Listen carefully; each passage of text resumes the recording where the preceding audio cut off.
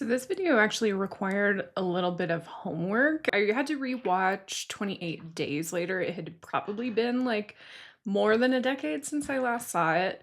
And then I ran out of time before this movie was released. So I didn't watch 28 Weeks Later, but I did watch 28 Years Later, the first one. I kind of missed out on seeing it in theaters last year because I was trying to do the same thing, watch all of them in preparation, and I just didn't get around to it. And honestly, I was a little skeptical after watching the first 28 Years Later.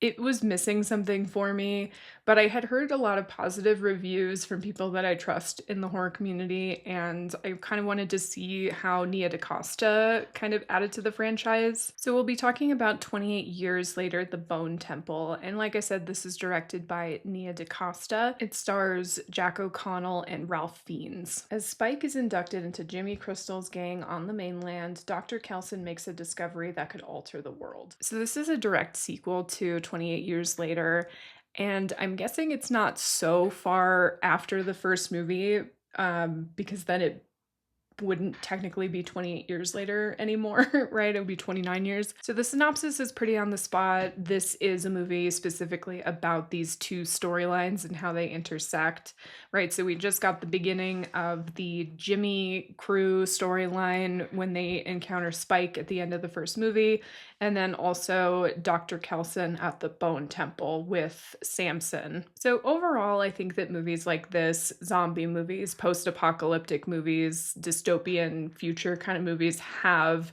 similar themes to them. Typically, they are about how human beings interact with their environment if there is no formal society. So you have characters in these stories who go the kind of nihilistic, violent route, and then also people who really hold on to their humanity. So I think stories like this tend to explore and tell us about human nature and kind of the good and evil parts of us. So talking execution, this might be a controversial take, but I don't know if I find Danny Boyle's style compelling in like modern terms. I think it worked really well for movies like 28 Days Later or Trainspotting, but with like all of the CGI and special effects and like budget that he had at his disposal for 28 Years Later, it became just a bit too much for me, almost to the point where I was like motion sick watching it, and I can't imagine how I would feel having watched it in the theater because I missed it and I just watched it at home. So I really found that Nia DaCosta's directorial style was much more compelling for me in this story. Her vision and way of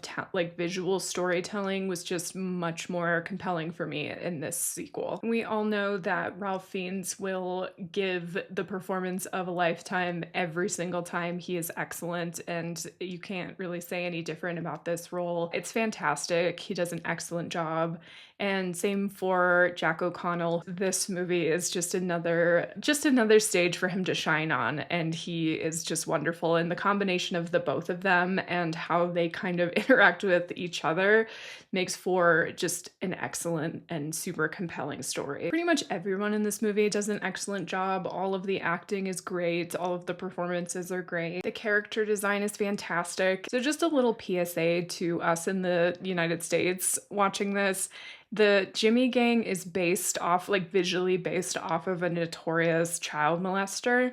So just something to think about when you're choosing your Halloween costumes. And it is really unfortunate. I definitely wouldn't be dressing up like this for Halloween, but I will say that it is really cool, and it's kind of a bummer that it has that association because it's so cool. They look so cool. What you'll probably see a lot of people talking about in regards to this movie is the gore. I think we were all surprised by how nasty this movie is. I don't think that the first one really compares in terms of like the brutality. This one is just gnarly. There's a few moments that I think had everyone squirming in their seats. And I think it's made even more intense by a very stark contrast because we have these scenes of Samson and Kelson that are very like heartwarming and interesting and more peaceful, I guess.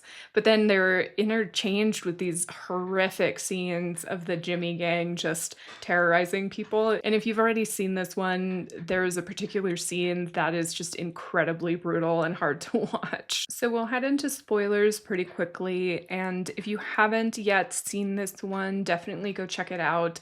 If you had some skepticism just based on watching the first one and not really being that into it, I would definitely recommend checking this one out. I think it is, for me, a much more effective watch. And honestly, it's just worth watching for the acting of the two main characters and how they like interact with one another. It is just so much fun. So at this point in my life, with all of the movies that I've watched, I know myself well enough to know that if I'm thinking about a movie a day, a week, a month after I've seen it, it worked really well for me.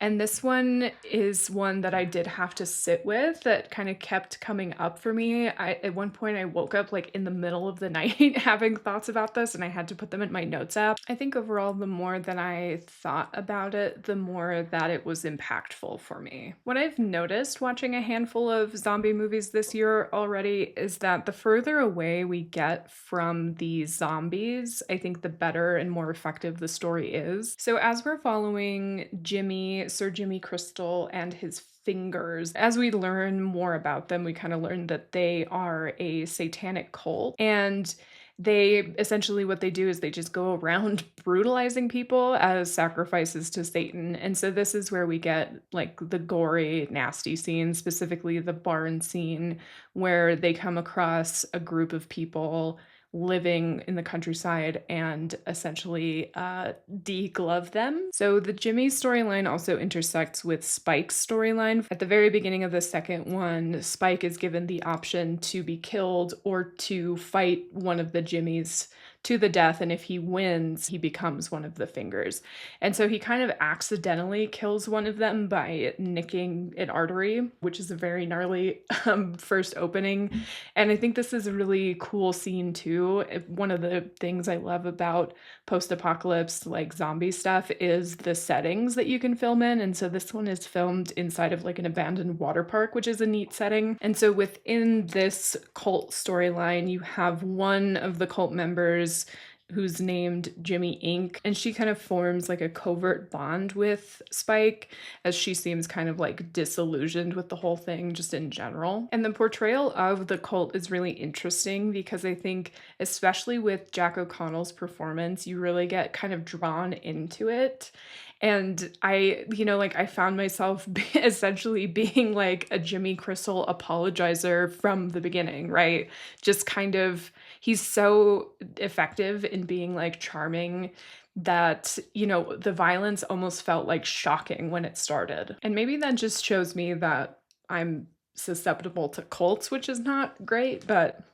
And so in contrast to this storyline, we have Dr. Kelson, who is still living at the Bone Temple, and we find that he's continued to dose Samson with his little blowgun mixture of different opioids, I think. And so Kelson and Samson form this really interesting bond where, I'm assuming that aside from Spike and his mom, we don't really know if Kelson's really had too many people in his area. I'm assuming that, it's off-putting enough that he probably didn't have a lot of visitors who stayed for very long. And so they form essentially a friendship where Samson is calmed enough not to attack Kelson, and Kelson sings to him and dances with him, which is kind of a build-up to the most iconic scene in the movie later. And this is important because as he's going through this process, he's kind of learning that there is pieces of the person that once was before they were infected,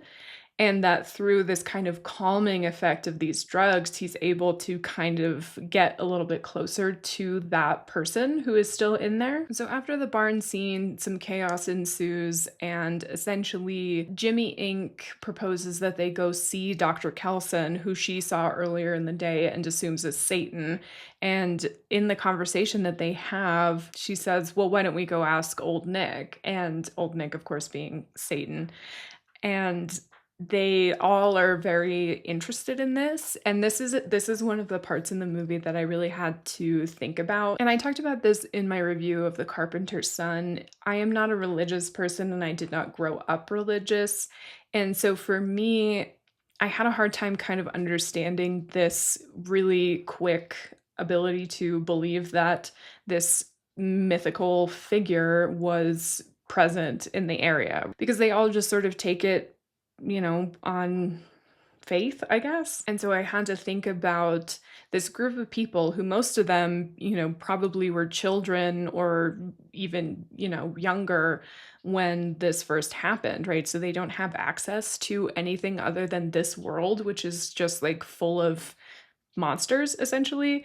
And depending on how long these people have been with Jimmy, they could be very, very deeply into a sort of spiritual psychosis. And so it makes sense that, especially when seeing Kelson and seeing, all the bones and his skin and him dancing and hanging out with one of the infected, right? Like it makes sense that they would have this moment of like, oh, this might actually be Satan, which leads to probably, I know that the dance sequence is near and dear to a lot of people's heart, but I absolutely adore the conversation between Jimmy and Dr. Kelson. Feels so like bare bones, but just so effective in how like philosophical and just transcendent, I guess it is. And that might be really generous for a scene that's maybe like 3 minutes, but I love it so much. There's something about the way that they talk to one another. And that actually reminds me of another thing that I really enjoyed about this movie, the kind of like pro therapy underlying moral to it. I am a person who works in social services, and I find that speaking to people in a certain way kind of like de-escalates conversations. And that is exactly how Dr. Kelson talks to Samson. It's how he talks to Jimmy. And he has this way about him that's very like professional. And obviously he's a trained doctor.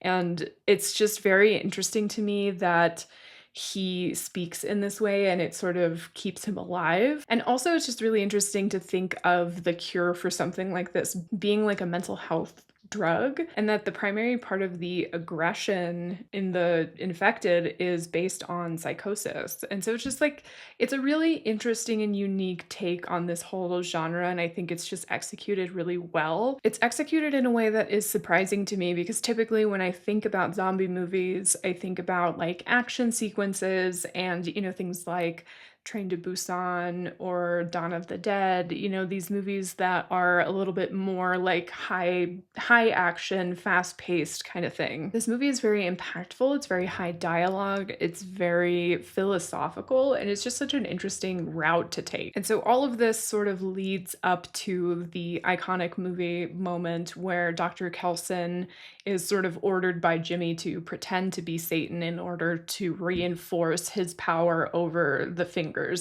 And he's doing okay on that, but I think with Jimmy Inc., he sort of feels like he needs something to reinforce his dominance. And so Dr. Kelson puts on this show to a Metallica song, The Number of the Devil, and just like really pulls out all the stops. And I think it's really perfect for his characterization to go this far with the performance, right? Because he spends the whole movie just kind of like hopping around and singing, and this ends up being an opportunity for all of them, honestly, to kind of like check out of the world that they live in and just kind of like have a good time, even if it just lasts for a little bit. And this was another one I had to think about because as a member of the audience, being someone in like the modern world, this isn't something that would be like outside of the realm of something that we've seen, right? Like we've seen like concerts or music videos, things like that. But these people have not lived in the modern world. They have no idea what,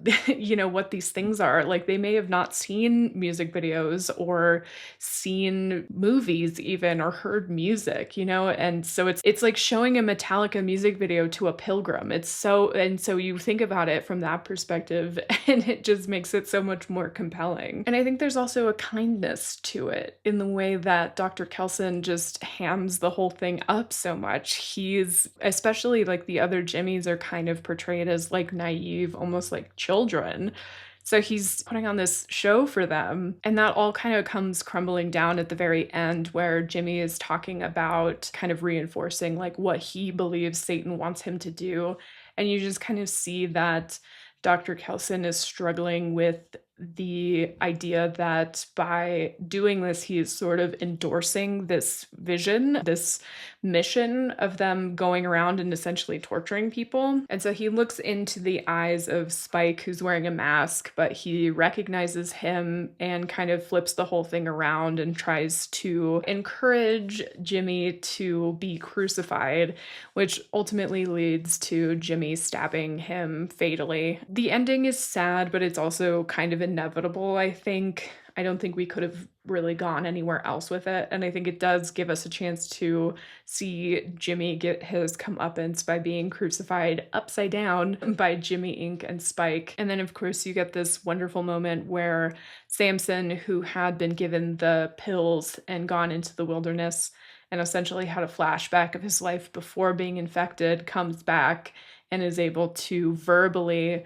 thank Dr. Kelson for what he did. And right before he dies, too. I was able to successfully avoid all spoilers. I did not know that Cillian Murphy was going to make a cameo, so hopefully we will be getting that third installment in the trilogy. Although I don't know how a third one could be as effective without Dr. Kelson and Jimmy. I think that Spike is an alright character. I do like that he very much just behaves like someone would in the position that he is in. Like he kind of, I mean, he's a child, right? So he's frightened and he's struggling with, and I do love Jimmy Inc. as a character as well, but I just don't know with the three of them. I don't know if they could match up to the on-screen chemistry of Jack O'Connell and Ralph Fiennes. It's just, it's a tall order. This is a movie that I would definitely recommend and watch again. And I also feel like the first one is not necessarily required in order to watch this one, and that might be a little bit harsh.